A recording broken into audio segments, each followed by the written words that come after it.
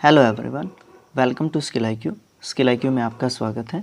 उसके साथ साथ जो है वेलकम टू डीप स्टडी में भी आपका स्वागत है, क्योंकि मैं इस वीडियो को दोनों चैनल्स पे डालने वाला हूं। और ये जो सीरीज़ है हमारी जीके के लिए रहेगी।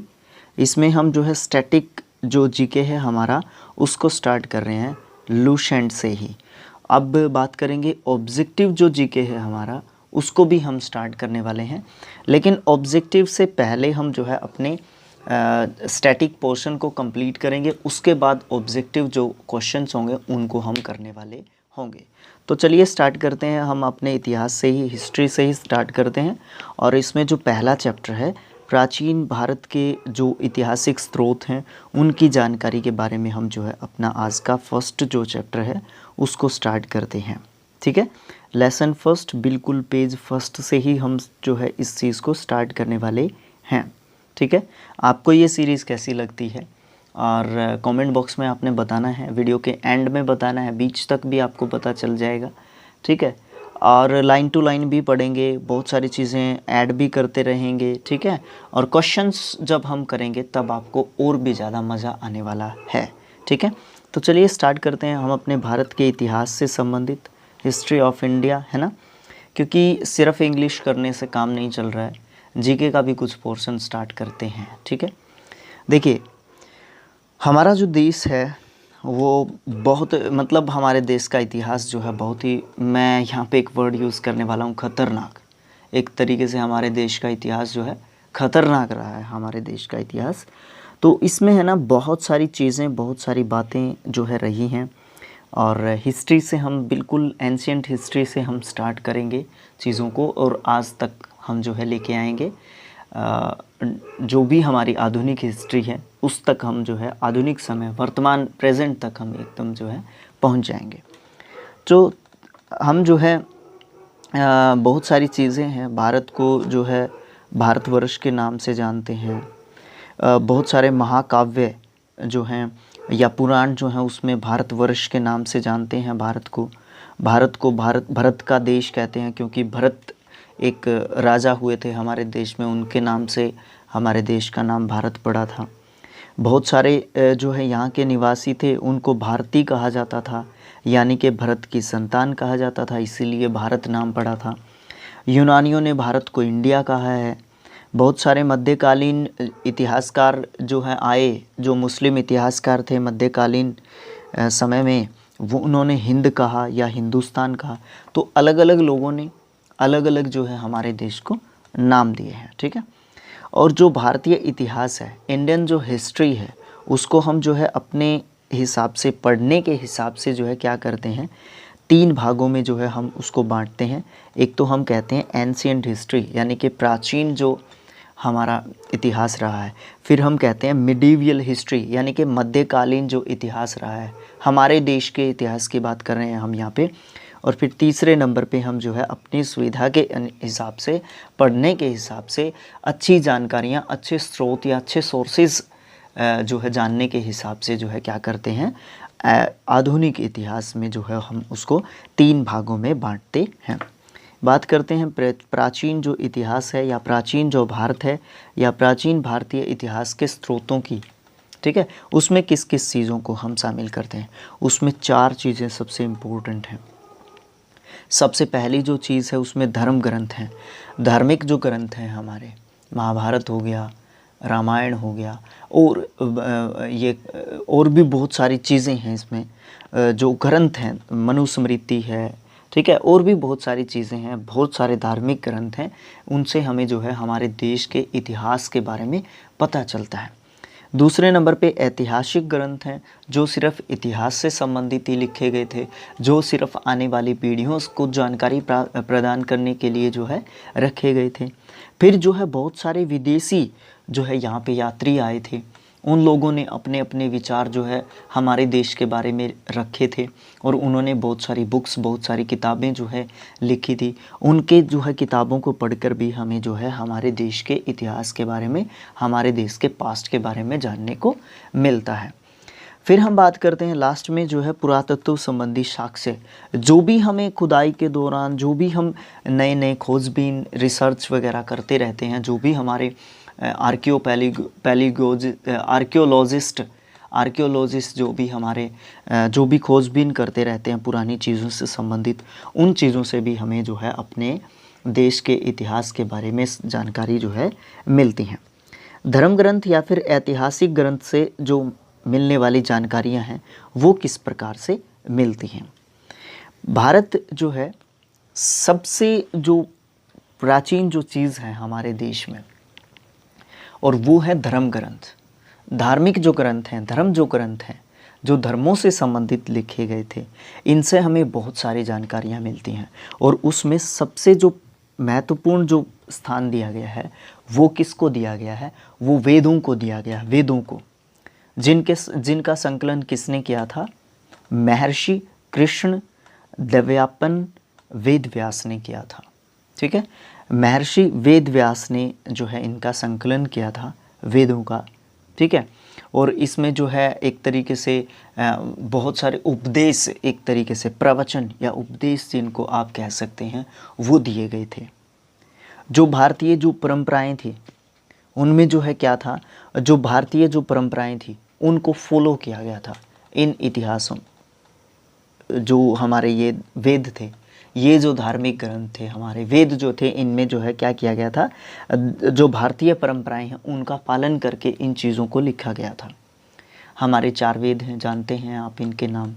ऋग्वेद पहला वेद, यजुर्वेद दूसरा, सामवेद तीसरा, अथर्ववेद चौथा।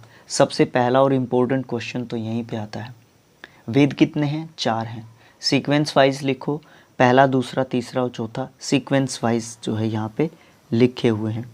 इनका यही सीक्वेंस होता है, ये इसी सीक्वेंस में इनको फॉलो किया जाता है। बात करते हैं सबसे पहले, इन चारों वेदों को जो है संहिता भी कहते हैं। वेदों का दूसरा नाम है संहिता। ठीक है, सबसे पहले वेद की बात करते हैं, ऋग्वेद की। देखिए, ऋग्वेद जो है सबसे पहले यहाँ पे ऋचा एक वर्ड आया है। इसका मतलब क्या है? इसका मतलब मंत्र होता है, मंत्र। ठीक है, ऋचा के क्रमबद्ध ज्ञान के संग्रह को हम ऋग्वेद कहते हैं। इसमें 10 मंडल, 1028 जो है यहाँ पे हमें क्या देखने को मिलते हैं, 1028 जो है सूक्त हमें जो है देखने को यहाँ पे मिलते हैं। ठीक है, और इसमें 10,462 जो है क्या हैं, ऋचाएँ हैं। ऋचाएँ यानी कि मंत्र यहाँ पे हैं। फिर हम बात करते हैं इस वेद के जो मंत्र हैं या जो ऋचाएँ हैं, उनको पढ़ने वाला जो ऋषि है उसको क्या कहते हैं? होत्री कहते हैं। यानी कि ऋग्वेद की जो ऋचाएँ होती हैं, यानी कि ऋग्वेद को जो पढ़ता है उस ऋषि को, उस मुनि को, ठीक है, हम क्या कहते हैं? होत्री कहते हैं, होत्री। इस वेद से जो आर्य हैं उनके जो राजनीतिक प्रणालियाँ क्या थी, उनका इतिहास क्या था, उनका रहन सहन क्या था, उनकी संस्कृति कैसी थी, उन सब चीज़ों के बारे में हमें जो है किससे जानकारी मिलती है? अपने ऋग्वेद से जानकारी मिलती है। विश्वामित्र के द्वारा रचित ऋग्वेद के 3रे मंडल में सूर्य देवता को जो है सावित्री को समर्पित एक प्रसिद्ध गायत्री मंत्र जो है माना गया है। इसके 9वें मंडल में सोम देवता का जो है उल्लेख या वर्णन जो है मिलता है या उनका जिक्र मिलता है। इसके 8वें मंडल की जो हस्तलिखित हाथ से लिखी हुई जो मंत्र हैं उनको क्या कहा जाता है? उनको हम खिल कहते हैं। ठीक है, उसके बाद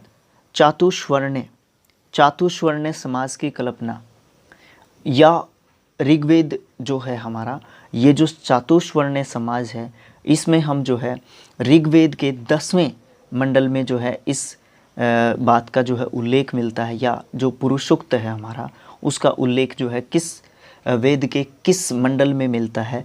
10वें मंडल में मिलता है। और इस मंडल के अनुसार जो है जो हमारा देश है या जो हमारा उस समय का जो समाज था वो 4 वर्णों में बटा हुआ था।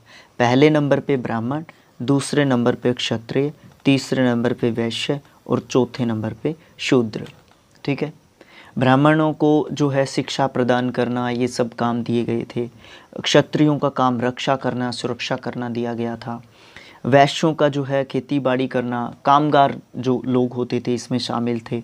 और शूद्र जो हैं इन तीनों वर्गों के लोगों की सेवा करते थे। ठीक है, ये सब जो है उस समय पे माना गया। फिर क्या कहा गया? फिर ये था कि जो पुरुष है ना वो ब्रह्मा के जो है मुख, भुजा, जांघ और चरणों से जो है पैदा हुए थे। अब मुख से कौन पैदा हुआ था? ब्राह्मण। भुजाओं से कौन पैदा हुआ था? क्षत्रिय।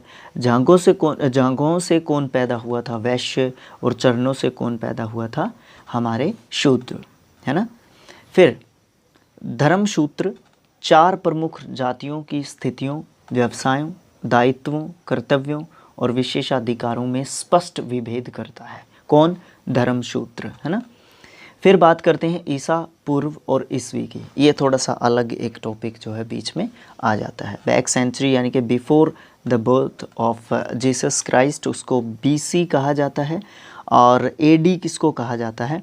एडी जो है हमारे एनो डोमिनी को कहा जाता है। इसका मतलब क्या होता है? वो साल जिसमें जो जीसस क्राइस्ट हैं उनका जन्म हुआ था, ठीक है, या उनके जन्म के समय की बात की जाती है।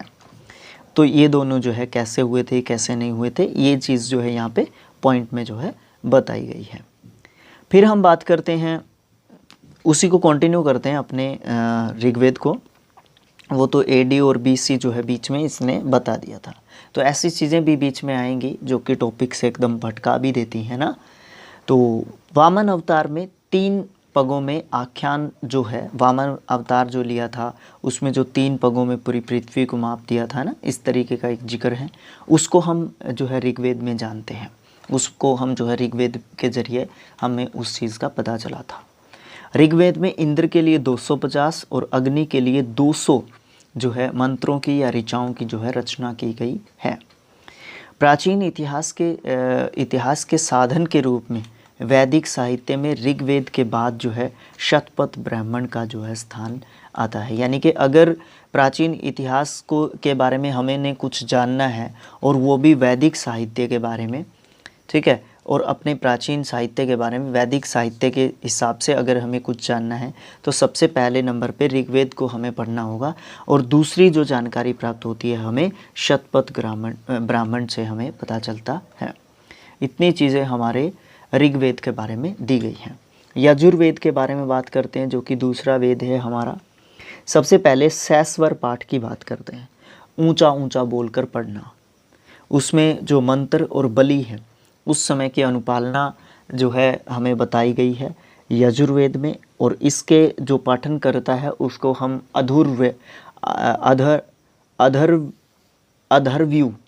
अधर्व्यू जो है हम इसके पाठन करने वाले व्यक्ति को बोलते हैं। यजुर्वेद में यज्ञ के नियमों, विधि विधानों का संकलन हमें मिलता है।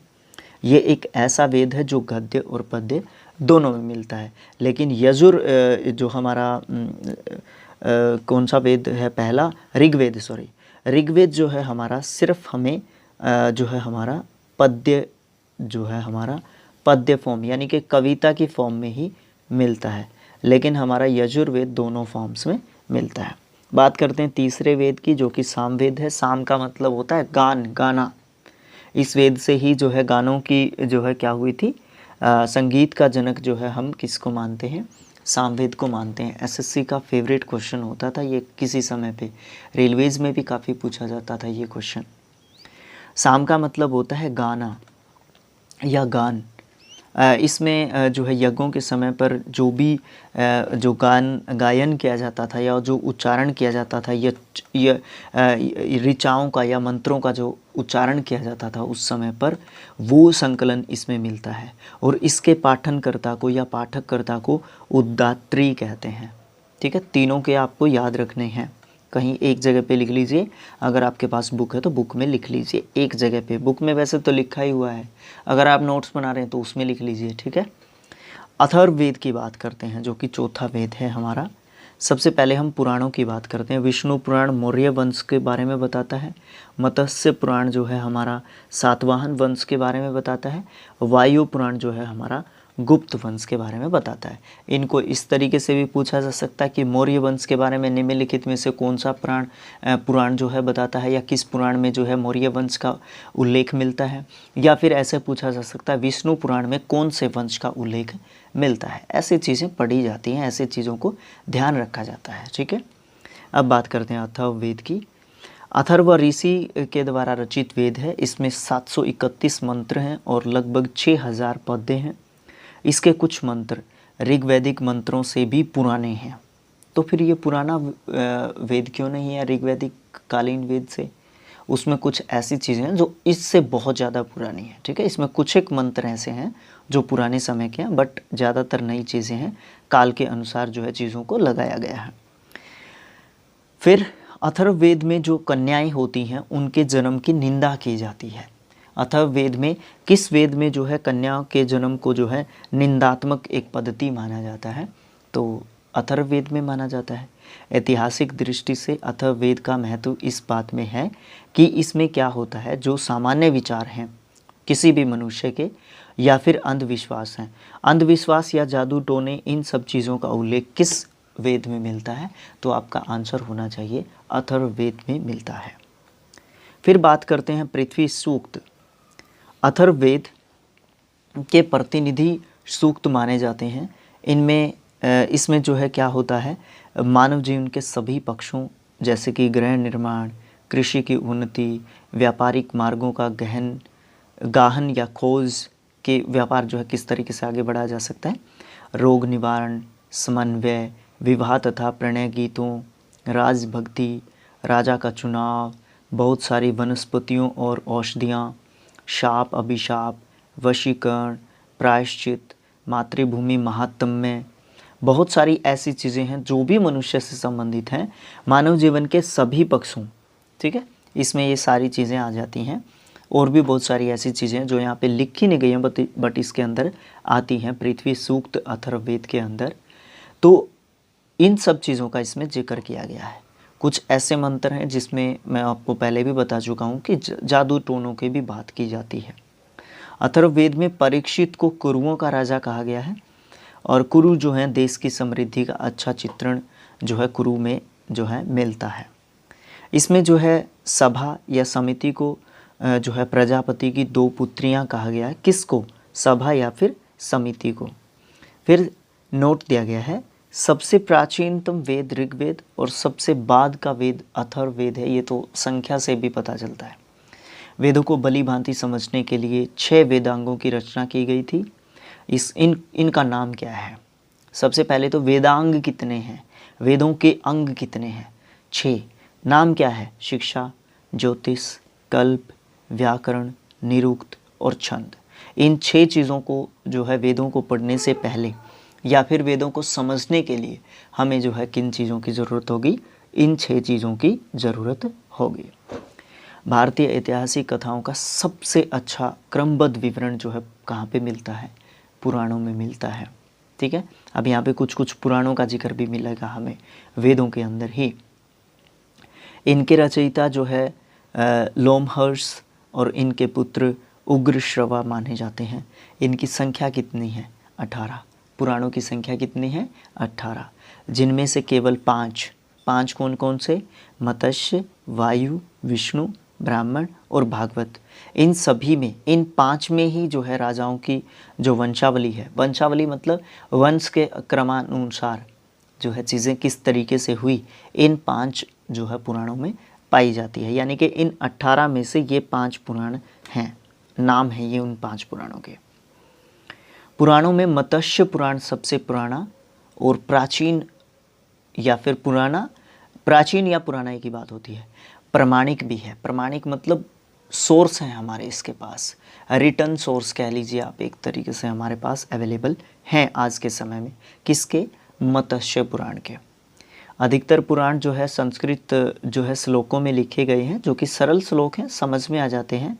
स्त्रियां और शूद्र जिनको वेद पढ़ने की अनुमति नहीं थी, वे पुराण सुन सकते थे। ठीक है, स्त्रियां और जो शूद्र होते थे वो सुन सकते थे, पढ़ नहीं सकते थे। पुराणों का जो पाठ है वो पुजारियों के द्वारा किया जाता था मंदिरों के अंदर। ठीक है, वो सुनाए जाते थे मंदिरों के अंदर। स्त्री की सर्वाधिक गिरी हुई जो स्थिति है मैत्रेयनी है, और वो संहिता से प्राप्त होती है, जिसमें जुआ और शराब के तरीके से स्त्री को भी पुरुष का तीसरा जो है मुख्य दोष बताया गया था। पुरुष के 3 दोष पुराणों के अनुसार। ठीक है, एक तो शराब, एक जुआ और तीसरा स्त्री। शतपथ ब्राह्मण में स्त्री को पुरुष का अर्धांगिनी कहा गया है। पुरुष की अर्धांगिनी, अर्धांगिनी एक सिनोनियम मीन्स उसका एक पर्यायवाची होता है ना, पत्नी का। स्मृति ग्रंथों में सबसे प्राचीन और प्रमाणिक जो मनुस्मृति है वो मानी जाती है। स्मृति ग्रंथों में, पुराणों में नहीं, स्मृति ग्रंथों में। यह शुंग काल का मानक ग्रंथ है, यानी कि शुंग वंश जो है, शुंग जो डायनेस्टी है उसके बारे में जो है सबसे ज़्यादा जो है जानकारी हमें किससे मिलती है? मनुस्मृति से मिलती है। नारद स्मृति जो है गुप्त काल की या गुप्त जो डायनेस्टी है, गुप्ता जो डायनेस्टी है उसके बारे में ज़्यादा बताती है। जातक जो कथाएं हैं उसमें बुद्ध के पूर्व जन्म की कहानी जो है बताई गई है, और उसकी हीनयान जो शाखा थी ना उसका प्रमुख जो ग्रंथ है वो क्या है? कथा वस्तु है। हीनयान का कथा वस्तु से सीधा सीधा संबंध है। हीनयान, कथा वस्तु, ये सब जो है बुद्ध या बौद्ध धर्म से संबंधित हैं। इसमें महात्मा बुद्ध के जीवन चरित्र का अनेक कथानकों के साथ जो है वर्णन किया गया है। किसमें? कथा वस्तु में। ओके, नेक्स्ट है जैन साहित्य को आगम कहा जाता है। जैन धर्म का प्रारंभिक इतिहास कल्पसूत्र नाम के एक ग्रंथ से या साहित्य से पता चलता है। जैन ग्रंथ जो है भगवती सूत्र में महावीर के जीवन कृत्यों मतलब जो भी जीवन भर उन्होंने कार्य किए इस धर्म को आगे बढ़ाने के लिए, और अन्य समकालिकों के साथ जो उनके संबंधों का विवरण मिलता है। समकालिकों का मतलब क्या है? जो भी कलीग्स रहे हैं उनके उस समय पे, किन किन लोगों के साथ, किन किन राजाओं के साथ, किन किन शिष्यों के साथ उन्होंने मिल के काम किया, उस धर्म को कितना फैलाया, कितनी जन चेतना, मतलब सारी चीज़ें जो है कल्पसूत्र में हमें पता चलती हैं। भगवती सूत्र में भी हमें इन बातों का पता चलता है। और जैन जो साहित्य है, जैन धर्म का जो साहित्य है उसको क्या कहा जाता है? आगम कहा जाता है। इस तरीके की छोटी छोटी चीज़ें जो है पूछी जाती हैं। आजकल ये चीज़ें बेकार लगती हैं, बट गहराई से पढ़ना एक अलग ही मतलब कॉन्फिडेंस होता है ना। अर्थशास्त्र के लेखक हैं चाणक्य, कौटिल्य या विष्णुगुप्त। इन पहले पूछा जाता था, एसएससी भी पूछ लेती थी, रेलवे में भी पूछे जाते थे ऐसे क्वेश्चंस, ठीक है। कुछ स्टेट पीसीएस में भी पूछे जाते थे, बट अभी कम हो गया है हिस्ट्री का जो क्वेश्चनिंग करना है। तो अर्थशास्त्र के लेखक हैं चाणक्य। ये जो है 15 अधिकरणों और 180 प्रकार के प्रकरणों के अंदर जो है लिखी हुई किताब है, ठीक है। उस किताब का नाम मुझे कमेंट बॉक्स में बता दीजिए। वैसे किताब क्या है? अर्थशास्त्र ही है, किताब का नाम ही अर्थशास्त्र है, वो मैंने पहले ही बता दिया। इसने भी लिखा हुआ था, अगर मैं नहीं बताता तो भी आपको पता था। इसे मौर्यकालीन इतिहास की जानकारी मिलती है, क्योंकि मौर्य के काल के दौरान जो है ये अर्थशास्त्र जो है कौटिल्य या विष्णुगुप्त या चाणक्य ने लिखी थी, जो कि अपने चंद्रगुप्त मौर्य के गुरु भी थे एक तरीके से, ठीक है। और इसमें उस समय की जो चीज़ें हैं, सारी ही चीज़ें मतलब संस्कृति से संबंधित, उस समय पे किस किस तरीके से सामाजिक जीवन कैसा था, आर्थिक जीवन कैसा था, इन सब चीज़ों के बारे में। नेम ही अर्थशास्त्र है, इसमें सिर्फ व्यापार ये सब चीज़ें नहीं बताई गई हैं, इसमें सामाजिक आर्थिक सभी चीज़ें बताई गई हैं, ठीक है। नाम ही अर्थशास्त्र है बस। संस्कृत साहित्य में ऐतिहासिक घटनाओं को क्रमबद्ध लिखने का एक तरीका होता है, और वो जो तरीका था वो कल्हड़ ने जो है अपनाया था सबसे पहले क्रमबद्ध सीक्वेंस वाइज लिखने का तरीका। कौन से साहित्य में? संस्कृत साहित्य की बात की जा रही है सबसे पहले, ठीक है। कल्हड़ के द्वारा रचित जो साहित्य था या पुस्तक थी वो कौन सी थी? वो रजत रंगिणी थी। इसका संबंध कश्मीर के इतिहास से है। कश्मीर के इतिहास के बारे में काफ़ी कुछ बताती है रजत रंगिणी, जो कि संस्कृत साहित्य से संबंधित किताब है हमारी, और इसके राइटर या लेखक कौन है? कल्हड़ है। अरबों की सिंध विजय का वृत्तांत जो है चचनामा, लेखक हैं अली अहमद। इनके द्वारा जो है ये किताब चचनामा लिखी गई थी। सिंध पर विजय प्राप्त की थी अरबी लोगों ने, वो किस प्रकार से प्राप्त की थी उसका वर्णन जो है वहाँ पे मिलता है। फिर अष्टाध्यायी जो कि पाणिनि ने लिखी थी, और संस्कृत की व्याकरण से संबंधित ये पहली किताब थी। इसे जो है मौर्य जो साम्राज्य था उसके पहले का इतिहास और कुछ मौर्य जो काल था उसके इतिहास की राजनीतिक अवस्था की जानकारी मिलती है। राजनीतिक जो स्थितियां हैं, परिस्थितियां हैं, वो उनके बारे में जो है अष्टाध्यायी बता दी है। कृत्यायन की गार्गी संहिता एक ज्योतिष संगीत संग्रह है या ग्रंथ है। फिर भी इसमें जो है भारत पर होने वाले बहुत सारे जो यवनों के द्वारा जो आक्रमण किए गए थे, यवन जो आक्रमण हुए थे, उनका भी उल्लेख इसके अंदर मिलता है। कृत्यायन के द्वारा लिखी गई थी गार्गी संहिता। ठीक है, लास्ट पॉइंट होगा आज का भी। पुष्यमित्र जो शुंग हैं वो पतंजलि जो है इनके राजपुरोहित होते थे। पुष्यमित्र शुंग के, शुंग डायनेस्टी के एक राजा थे पुष्यमित्र। इनके महाभाष्य से शुंगों के जो है इतिहास का पता चलता है। देखिए, महाभाष्य इसमें किताब थी, पतंजलि जो है राजपुरोहित थे, पुष्यमित्र शुंग जो है एक राजा थे शुंग डायनेस्टी के। ठीक है, तो इस तरीके की चीज़ें बताने से, वीडियो बनाने से जो है अच्छे तरीके से मुझे लगता है कि हो जाती हैं ऐसे, है ना। लेकिन आप क्या सोचते हैं कमेंट बॉक्स में लिख के बताएं। ये हमारा पार्ट नंबर 1 था हिस्ट्री के लिए। इस सीरीज़ को हम जारी रखें कि नहीं रखें वो आपके ऊपर डिपेंड करता है। आप इसको अप्रिशिएट करेंगे क्योंकि चैनल भी नया है। ठीक है, इसको स्किल IQ पे भी डाल रहे हैं, इसको डीप स्टडी पे भी डाल रहे हैं, तो आप इसको जितना शेयर करेंगे उतना जो है हमारे लिए बेनिफिशियल रहेगा। तो thanks for watching, thank you so much. मिलेंगे नेक्स्ट पार्ट में, जिसमें हम जो है क्या बात करेंगे, जो विदेशी यात्री आए थे उनसे उन्होंने किस प्रकार से जो है जानकारियाँ दी थी हमारे देश के इतिहास के बारे में या हमारे इतिहास के बारे में। ठीक है, तो इसी तरीके से हम अपने इतिहास को जो है जो हमारे 3 टाइप की जो चीज़ें हैं, 3 टाइप से जो हमारा इतिहास है वो लिखा गया। हम बात कर रहे हैं अभी प्राचीन इतिहास की, फिर हम मध्यकालीन इतिहास के बारे में पढ़ेंगे और फिर हम लास्ट में आधुनिक इतिहास के बारे में पढ़ेंगे। कोशिश करेंगे इस पूरा बुक को बनाएं, बट आपके ऊपर डिपेंड करता है। और इंग्लिश के जो वीडियोस हैं वो भी उनके ऊपर भी डिपेंड करता है, क्योंकि पहले इंग्लिश के बनाने पड़ेंगे फिर जीके के ऊपर फोकस कर पाएंगे, क्योंकि वो चल रही हैं। ठीक है ना, इंग्लिश के वीडियोस चल रहे हैं। इंग्लिश के वीडियो जैसे जैसे चलते जाएंगे जीके भी उसके साथ साथ हम जो है रखने की कोशिश करेंगे। ठीक है, तो ये हमारा पूरा बुक है, ये इतिहास है। जिसके पास ये बुक नहीं है, ये PDF जो है काफ़ी हद तक जो है मैंने बनाया है। ठीक है, उसको मैं डाल दूँगा और बाकी का जो है आप देख भी सकते हैं। ठीक है, बुक है तो अच्छी बात है, नहीं तो आप बाज़ार से लेके पढ़ सकते हैं। वीडियोस के द्वारा पढ़ना अच्छा लगता है तो वीडियोस से भी पढ़ सकते हैं, लेकिन वीडियोस आप कितने भी देख लें बुक आपको फिर भी पढ़नी है। तो thanks for watching, thank you so much. मिलेंगे नेक्स्ट पार्ट में। Thank you.